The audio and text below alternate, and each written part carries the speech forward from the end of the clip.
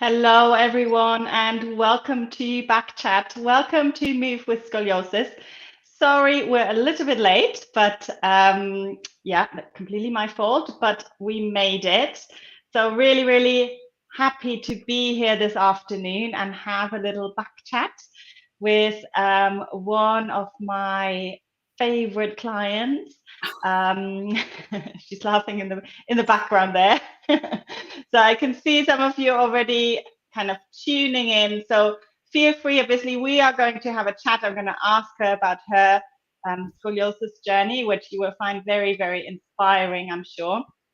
But feel free, obviously, if there's anything you want to ask, we can ask her, or if you've got kind of general questions about scoliosis, about movement with scoliosis, then feel free to ask them as well. So before we get started, I just wanted to mention a little reminder. I've got a little bit of a summer sale going on my practice transformation, which is kind of my signature online course. So this is for anyone who wants to kind of get to know their scoliosis curve and then start to tailor their home practice according to the curve they have. And you might want to do this in your own time. I know that it's always difficult to carve out a little bit of time, obviously. So this course is really for you. It's designed to run over 4 weeks, but you can take as much or as little time as you want to do this. Having said this, there's a 6-month limit, so you should be able to complete it in that time. We've got one live session as well, a Q&A session, so you can ask all your questions in there. And that's at the moment that's on sale, so you can find it in the description below. But let me bring on the lovely Carrie. There she is. Hi, Carrie. Hello. Welcome to, yeah, it's nice to see you in this kind of environment. Normally it's a little bit different, isn't it? Yes, yeah. Usually it's in the room at the other end of the house, which is quiet and there's more room, there's more space. Yeah. There's more space. We've got our yoga mats out usually, isn't it? Yeah. Yes. Good. So I would love to. So we've been working together for, I think it's a couple of years now. Yeah. But I would love to start kind of with your journey before we started kind of working together. What was your experience with scoliosis? When was the word scoliosis mentioned to you for the first time?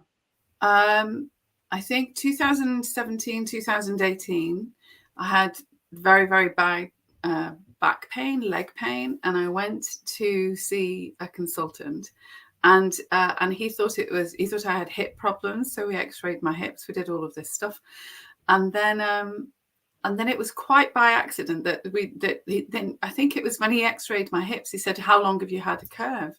And I had no idea that I had a curve at all, and so that was the first time. That was the very first time anybody had mentioned anything about it. And then, so that was when it started. And I didn't understand anything about it at all. But at the same time, I started to notice that my body was changing. And so one hip seemed to be just moving away from, and so then I went to see an osteopath who had scoliosis and started to explain it all to me. But I had no idea. I had no idea until then what it meant and what it was. And it took a while for me to understand all kinds of things, like if the curve's going one way, and then the hip on the opposite side was working really hard. That was why I was getting pain there. It took me a long time to understand all of that because I didn't know anything about it at all. So So it was the osteopath who then kind of confirmed it.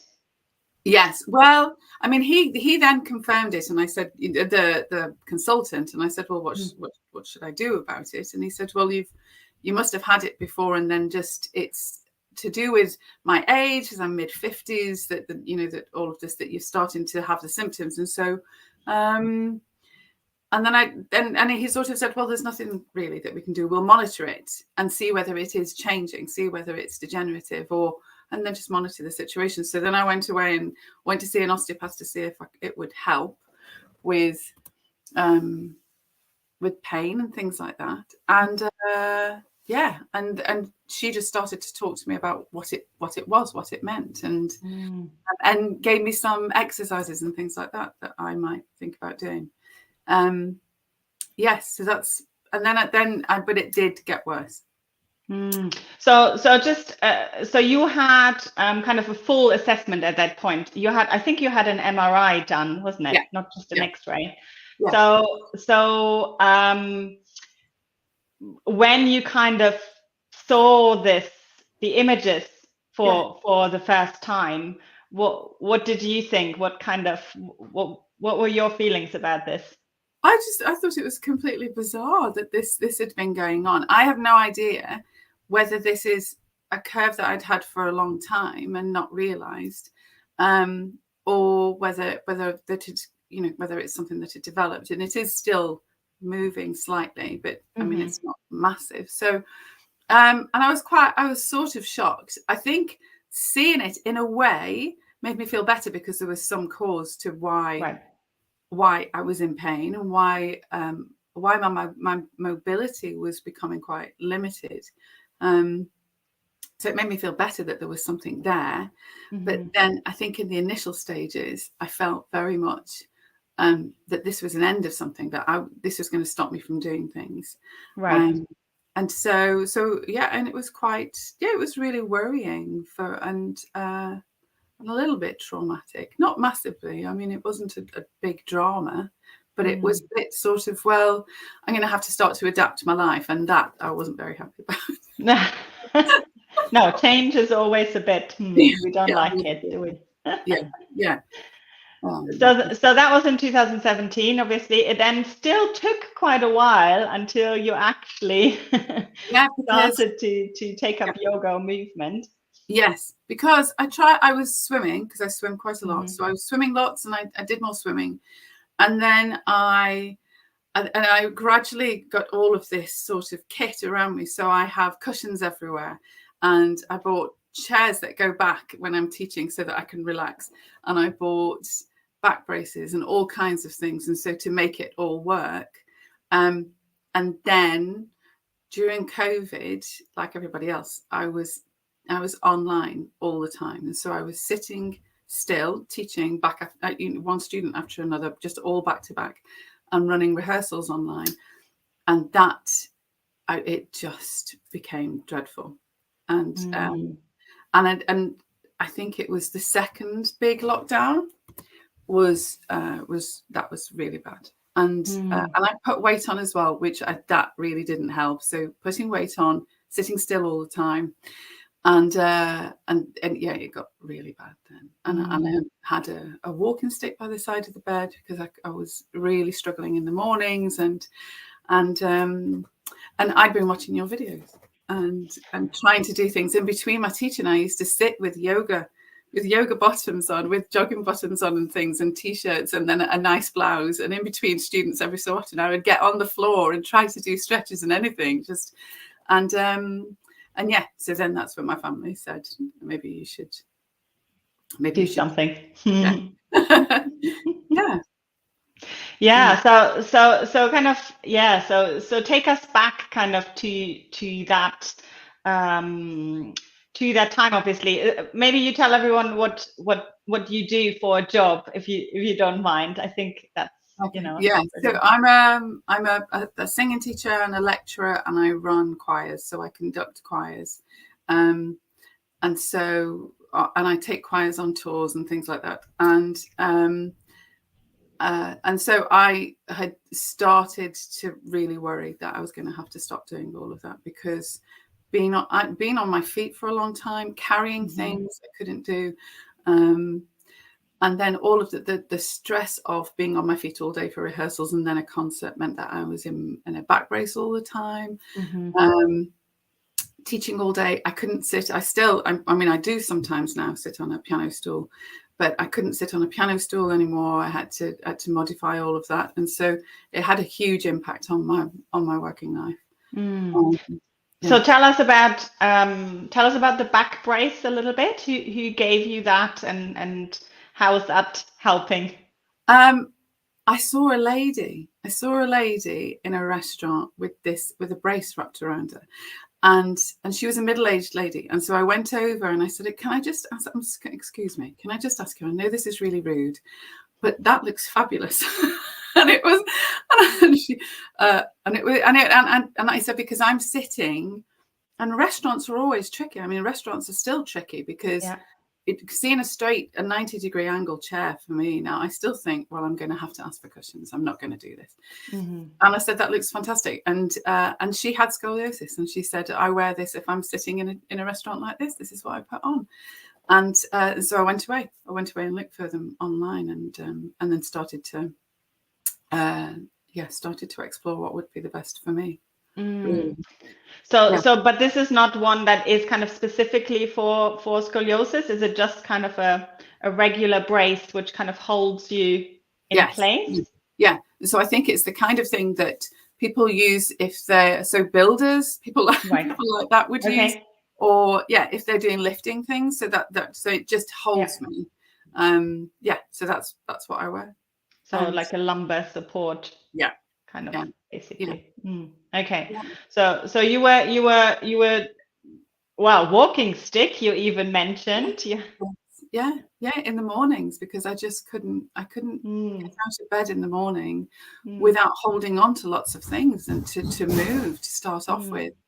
So it was really difficult to begin with. I actually so before this, I was looking back at our notes actually from that time, and honestly, I have like a long list of things, and every time there was a little bit more that kind of came out. So there was like numbness in the leg, right? There was one side which just didn't, was just hurting all the time. I remember you finding it really difficult to kind of to lie down even, and you said to me, I can't, when I mentioned, oh, we're going to start the session lying down, and you were like, no.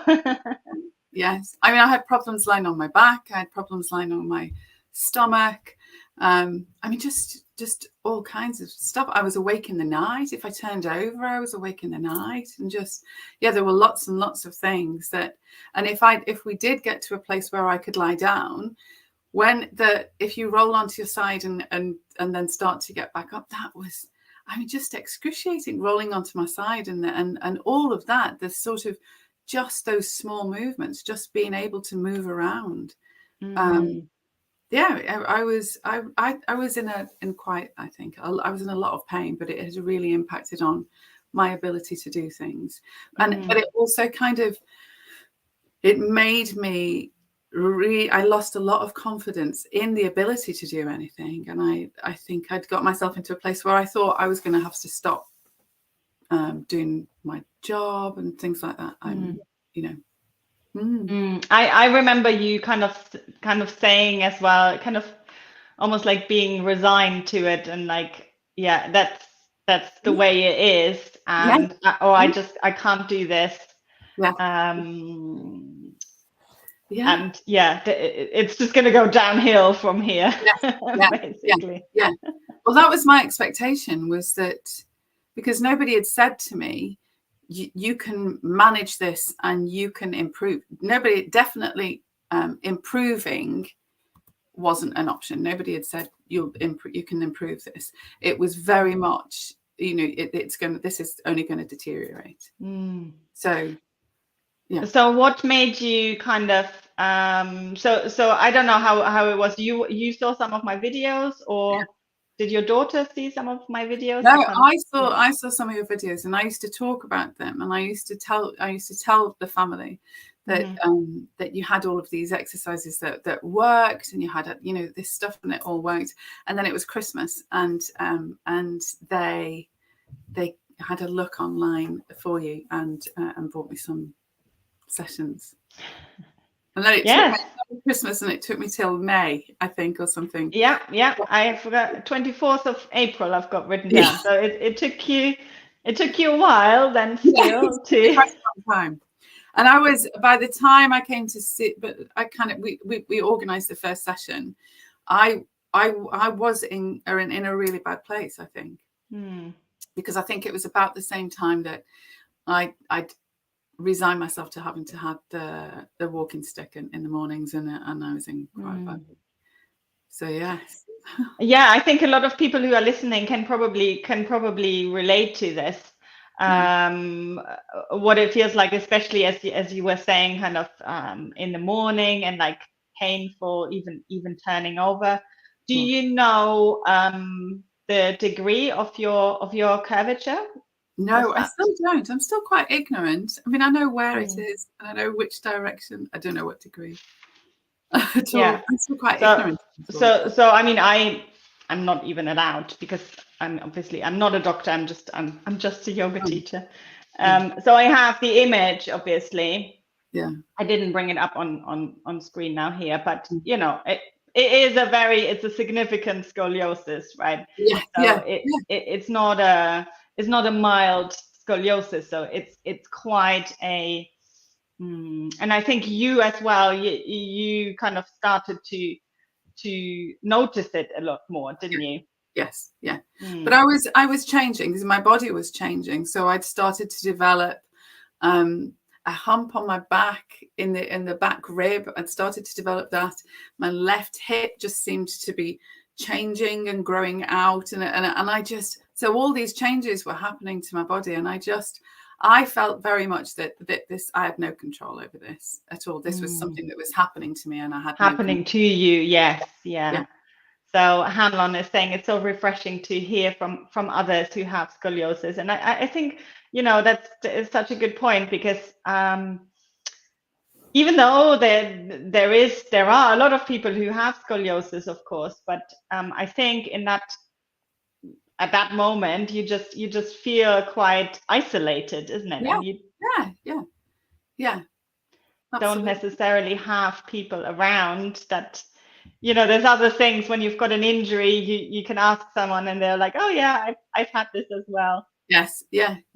And it is invisible, isn't it? So so for me, I was carried on before COVID. I carried on working, and I was in so much pain, but carrying on and doing all of this stuff. And I don't like taking painkillers, and so I was trying just about anything, and but having to do that, and then this, and again, this thing was happening to me, and I couldn't control what was happening, and I was, I think the frustration of feeling that I was going to have to stop doing what I was doing because it was just too difficult. That became just a huge part of my day to day, was the concern that I wouldn't be able to do, because I love what I do, and so you know, stop that, really. Yes, yeah. And obviously you were obviously quite active with your swimming, at least. Did you do any other exercise before? Did you do any yoga or Pilates before? I would do yoga. If I had time, I would do some yoga, but I walk at least a mile every day because I have 2 dogs. And so I walk at least a mile every day. And so I was doing that. And even during COVID, I was doing that. I would go and I would be in excruciating agony just to start off walking the dogs, but it would always ease so that I was still in pain, but I wouldn't be in as much pain coming back from the walk. But I was determined to keep going. And so I still carried on walking the dogs, and I was still swimming.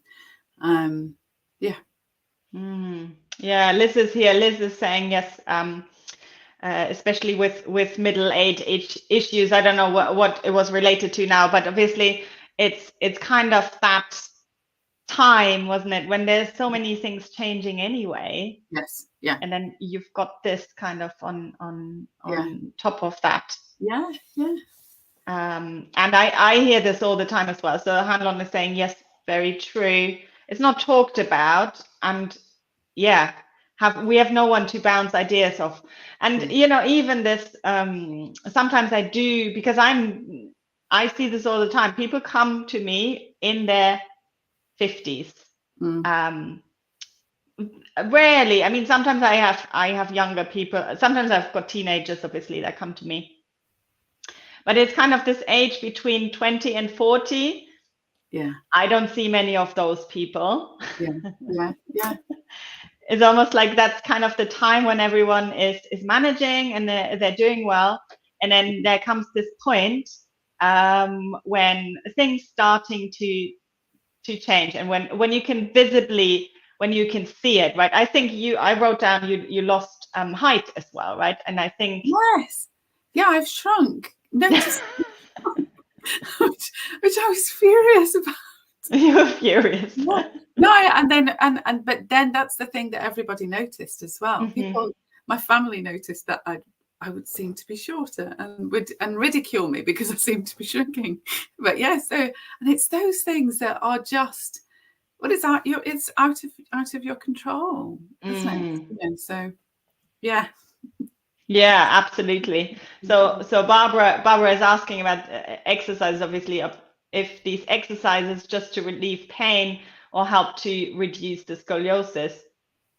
So I think at that point, it was mainly to get you out of pain, wasn't it? Yeah, completely. Just I would do anything that would that would stop the pain, anything that would just give some sense of ease. Yeah, because I don't really want to take painkillers because no, and really, I know sometimes, obviously, when you, especially when this topic is quite new to you, and you see your spine for the first time, and you see that this is even I think when my parents saw that, they were like, oh my goodness, there's this spine that just doesn't look right. You kind of feel like, oh, I just wanted to straighten, right? I just wanted to. Yeah. But I think the more we kind of deal and learn about this, it kind of becomes less important, because maybe you see your X-ray, you know, when you have a checkup, but then you kind of forget about it, isn't it? It's, you know, it doesn't become as important. But what becomes important, obviously, is that you move well in your body, and that you are pain-free. Yeah. And that you can get on with your life. You can get on with your life. Yeah, absolutely. Yeah. And then on a visible, again, you know, we don't look at our spine the whole time, but I think what you can absolutely improve is the way that you stand, that, you know, the visible bits to other people.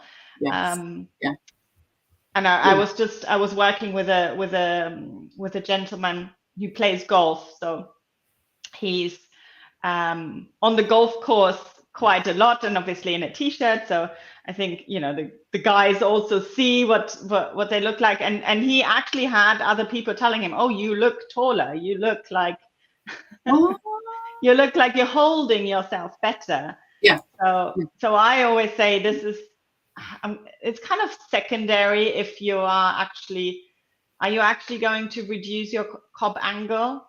Maybe, maybe not. Probably as an adult, less likely, because things are obviously already the way they are. But, you know, it's everything around, obviously, that you can. Yeah. I had somebody who I've seen for a few months recently told me that he thought my posture's changed lately, that he's seen a change in my posture. But at the beginning, in 2017-18, the consultant that I saw told me that I should expect to become stooped, that I should expect that. And this is what will happen, because you'll feel this pull and eventually you will be stooped, and that's what you should expect. So for me, I just thought, well, I don't think so. I don't think that's going to happen, because but to have that as that it's an expectation. That's it. That's what's going to happen. Yeah, I think that is very, very, very difficult, and I don't know how helpful this is. It's the same with obviously they have their statistics, and doctors are, you know, they have a science degree at the end of the day, so they love all the numbers and all these things, and they have these statistics of, if your curve is over this certain amount of cob angle, you can expect the curvature to get worse 1 degree every single year. Now, this is obviously taken from like a big sample of people and monitored over time. We don't know if they exercised We don't know really, maybe there is a breakdown of how old they were, but anyway, it doesn't really mean anything. No. No. And a comment like this is actually quite unhelpful, I think. Oh yeah. So we've got Hanlon here saying, I have 2 curves and it seems the older I get, the more painful it is. I'm 5'6" and my doctor said I would be 6 foot if I was straightened out. Goodness, that's helpful, isn't it? That's helpful, yes. If you were straightened out, okay. Oh. And then she's asking, do you see more men or women with scoliosis? So it's definitely more women. And statistically, and this is where it is true that women just seem to be 7 times more affected than men are. And we don't know exactly why that is. We think it's because of, you know, hormonal changes and all of that. Women tend to be a little bit more kind of on the flexible side, and then, you know, things can, whereas if we have those muscles, if we're building up the muscles, then we can kind of prevent the scoliosis from getting worse, which again is another kind of sign of maybe we need to exercise a little bit more. Yeah. So tell us a little bit about what was it like when we started to work together?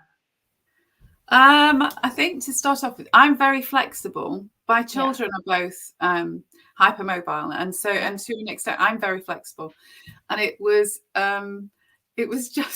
such a huge surprise to me that that the whole thing about using my body more to get, so for example, to get in and out of any pose that we did or any position, to use my body to get myself, because I've become so frightened of using my body to do anything because it hurts so badly. So I would slide in and out of things or ease myself down by holding on to things. And so from the very beginning, being asked to use my body to get out of a pose. And I can remember really vividly holding onto the table in that room and doing a half downward dog, leaning on a table, and over and over again, coming out of it. So up to a standing position, and not realizing that I wasn't using my core at all. And that realization that I'd stopped engaging any of that completely just because it all hurt, and that I was using anything to push myself around, and actually that wasn't doing me any good. And it was quite scary to start off with. It was quite scary because I felt like I was doing things that were really hard. And I had this idea in my head that, you know, that the yoga, I should be stretching it all out and then it'll just ease it. And for me, it was about changing that. It was all about changing that as a sort of mindset of, no, you need to get stronger, and this can help you get stronger. And that was the change for me, I think. I just remember you being quite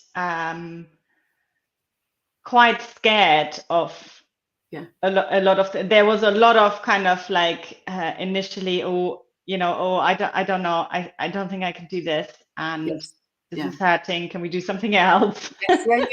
Yeah. And I remember very much saying, no, I can't lie on my stomach. And then we're trying, the first time you asked me to try that, you said we were going to try a bridge, and I just said, no, I can't do a bridge.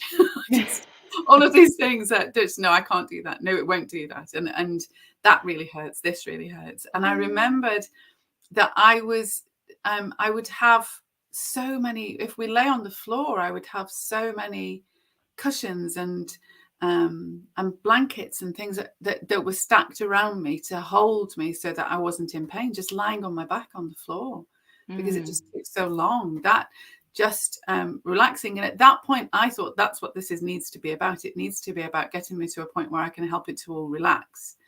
And it's for me, it's so wonderful to think about that now, and and it's still a huge thrill, as you know, every time when I can move around on the floor and just get in and out of positions, that it still makes me smile every time. Yeah, absolutely. Yeah, I mean, we had this moment this week, right, where I asked Kerry to do a Warrior 3, which is a standing balance. So standing on one leg and then kind of doing like an aeroplane, bringing the upper body forward, lifting the leg behind. And she came out of the pose and she was just like, I can't believe I just did this. I was buzzing for the rest of the day. So I was so excited. I was so excited just because I'm asking my body to do things and I can do it. And that feeling of being able to ask my body to do something and it does it and know what I'm doing, and the feeling of being strong it's just fantastic. It is just fantastic, and it's life-changing for me. It's completely life-changing. So when do you think, kind of how long did it take you, or when do you think things started to change? I think definitely, I was thinking about this earlier. I think it took probably about 8 months for all of it to just go, oh, I get this now. I get what I'm doing now. And I remember that I started to try, I've told you this lots, haven't I, that I started to think every time I get up, I'm going to use my legs. I'm using my legs. I'm not using anything else. And I'm not helping myself up. I'm just going to start to use my legs and just get strong and see what, and it was so hard. And I'm not yanking myself up. I'm going to get up properly. And every time I changed position, getting up from a piano, moving around, lifting things, every time I do it, I'm going to engage and I'm going to really, really work at this now. And so, and the lower the seat, the more the challenge, and getting myself up out of any position to think about how I'm doing it and to be really strong. And because I'd had little experiences in our sessions of feeling strong. And I just thought, no, this is what I want to do now. And so it would have been, I think it was last spring, because definitely by last summer, that had become a huge challenge that I just wanted to do it all the time. I wanted to find ways of being strong in everything that I did. Yeah. So I think but it took some time. And I remember I remember being in tears and just because you're just feeling it's just so impaired, and so frustrated about it that so I think it took a while for it to all make sense, and for me to then be able to take that on myself and do it all myself and see ways that I could build it into my everyday. And that was the big changes. And I think you did that quite early on actually, where you were like, oh, I'm at the piano now, in between I get up, even if I look silly in front of my students. Yeah. So many students walked into their lessons and I'd be doing that kind of half downward dog on a piano just in between lessons. So many of my students have walked in and I've been doing all kinds of things, and then usually I would get them to do it with me. So now walking in and being expected to do something strange, and everyone in my family has had to do things with me now because I just think it's good for them. So you've inspired a lot of people already. Yes. Yeah, I know. I think, and it's really good for them, I think, as well. I think it's important. Yes, absolutely. And scoliosis or no scoliosis, the back is really important at the end of the day, and it is really important to look after yourself, of course. And in a way, the younger people are and start doing this, the better, isn't it? Yeah, exactly. Yeah, absolutely. Because this is one thing I hear all the time, which is, I wish I had started earlier. Yes. Yeah. Well, but for me, I think it's been really, really important. And I said to my daughter the other day, I haven't felt this strong for years and years and years. And I swim lots and I walk lots, but I haven't felt this strong. And this kind of secure in, I can do these things, and I'm not going to be inhibited by anything, and I can do it. I can do what I want to do. And I saw my consultant in the spring this year, and it was like a school report. And Kerry's been working hard at this, and Kerry's been working hard at this, and she's done so well. She's doing very well in all of these, and we don't need to do anything, and I don't need anything. And to begin with, they were saying, you know, would you like injections? Would you like all of this stuff? We don't need to do anything, and I'm not taking painkillers. And yeah, amazing. That it is like a school report, isn't it? It is. Well done, well done, well done. Yeah, yeah. Carrie is yeah, she's taking initiative. She's doing. Yes, well done, Kerry. Yeah. We had a comment here. Good for you, Kerry. Your smile says it all. Yes, absolutely. I spend a lot of our sessions beaming, don't I, now? Because I just sort of, I can't believe I'm doing this. I can't believe. So I'm in bridge, smiling the whole time because I can't believe that I'm doing it. And it just feels really good. It feels so, I feel really strong, and that's the whole thing. But then the impact of it is that I hardly ever wear a brace now, that I don't need a walking stick. I haven't needed a walking stick for way over a year. And yeah, I can't remember the last time. I don't take painkillers, and I feel so strong. And as I said to you yesterday, I've got all of these people around me who carry things for me when I go and do events and things. I haven't told them. So I still let them. Don't tell them. I don't carry things. But yeah, I don't use back brace now. And I have things like I have my blow up cushion that I keep in my handbag, and I take that wherever I go. I have my blow up cushion, so I can make myself comfortable and ease. So that's been a huge learning thing, is make yourself comfortable wherever you are. But I'm not taking painkillers. I'm not using a back brace, and I'm working. I can do everything that I want to do, which is huge. It's just huge, because I thought it was all over. I thought that was it, you know. That was it, yeah. Yeah. So we've got Jonathan here. I've been dealing with my scoliosis for a few years now. Just finished a month of PT.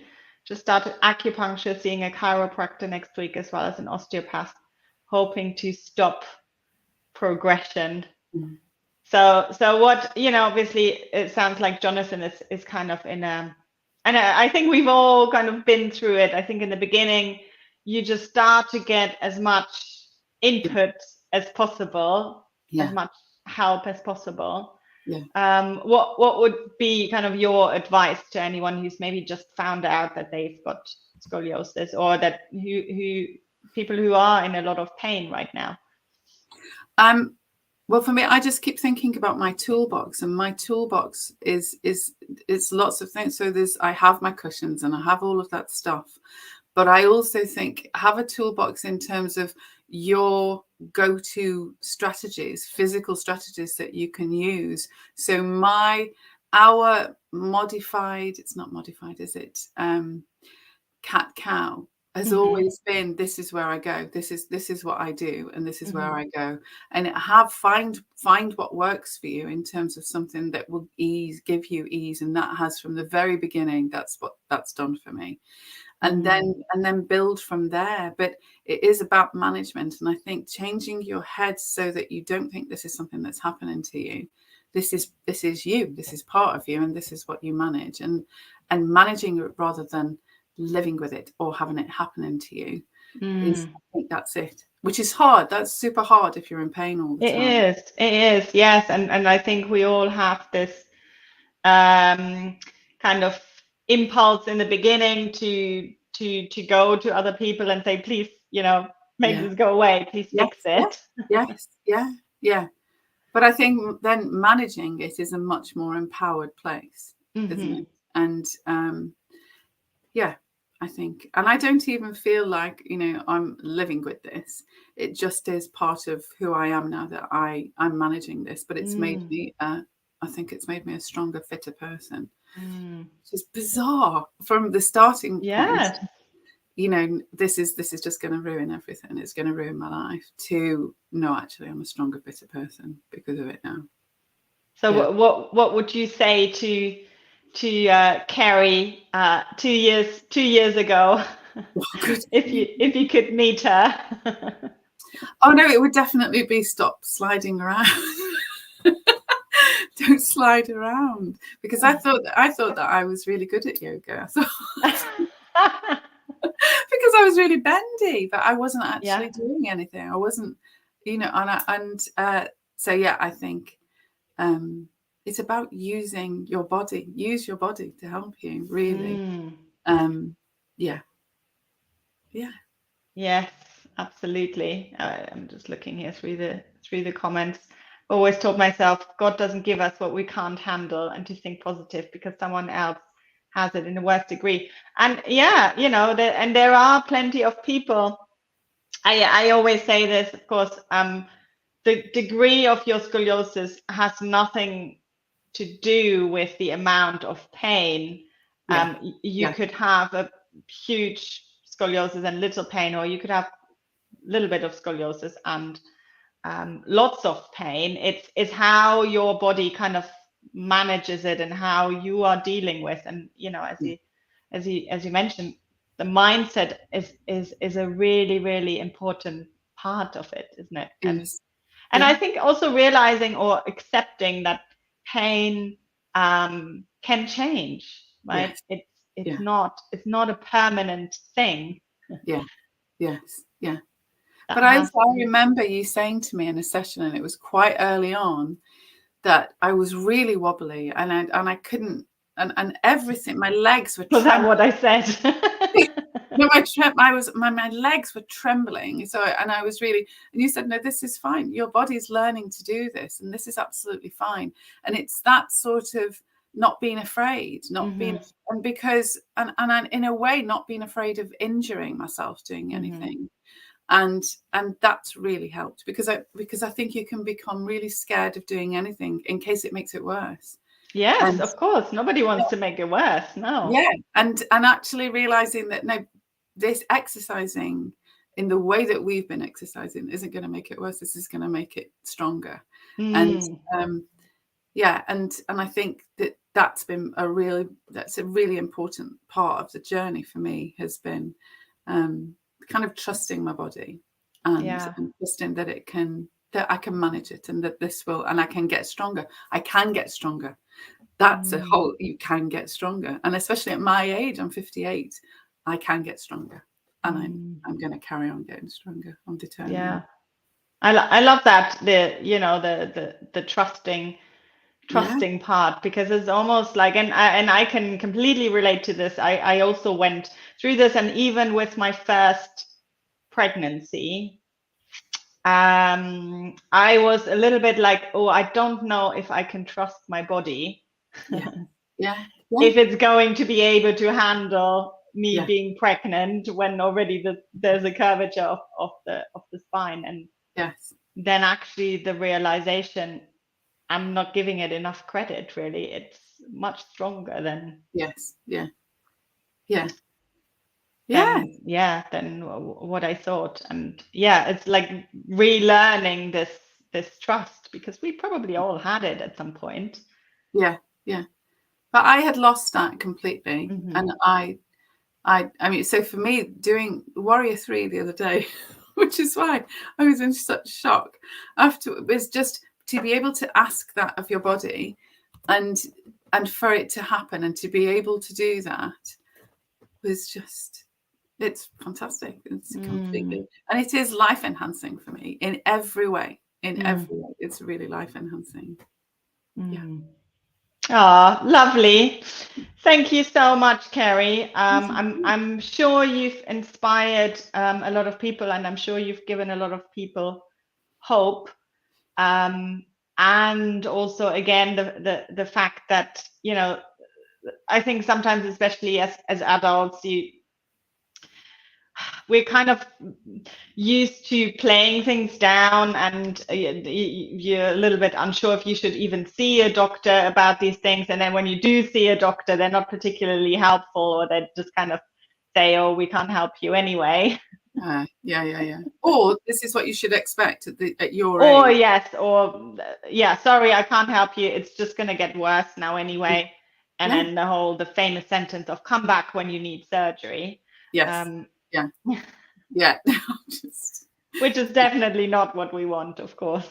No, And then they do tend to lose interest. I found as soon as you say, no, I don't really want to have injections, and I'm not really interested in surgery, thank you. There is then well, either it can't really be that bad, or, well, there's nothing else we can do, so over to you, and just come back every year and we'll keep seeing if it's getting worse. And I just think for me to have found something that means that I can manage it, get stronger, and be carrying on. And it's been really, really hugely important. Wonderful. Thank you so much, Carrie. Thank you so much for taking the time to chat with me. It's a huge thank you. And yeah, we had a few people listening here, and obviously afterwards on the replay we'll have a few people that hopefully feeling inspired by your story. And yeah, thank you so much, everyone. Thanks for those who were in the chat. If I haven't added the link to the sale, I will do it right now. I will make sure you've got it all in there. And yeah, thank you, and I will see everyone soon.